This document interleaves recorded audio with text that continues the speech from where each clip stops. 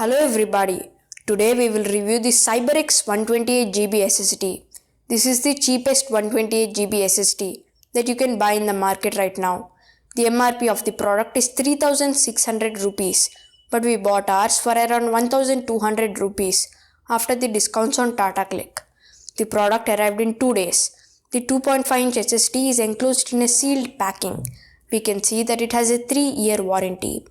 SSDs make computers faster by speeding up data transfer compared to regular hard disks.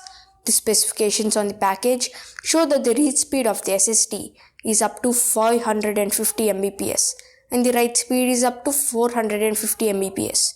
We are now benchmarking the SSD using Crystal Disk Mark. We are going to install Windows 11 on this SSD for our Raspberry Pi 4 and connect it using a USB to SATA adapter. The SSD supports TRIM, but the TBW, also called as total bytes written, is not specified. The benchmark results are 441 Mbps read speed and 402 Mbps write speed. The performance, as we can see, is reasonably good. It is slightly slower when compared to Crucial BX500 SSD, which also happens to be a budget series SSD.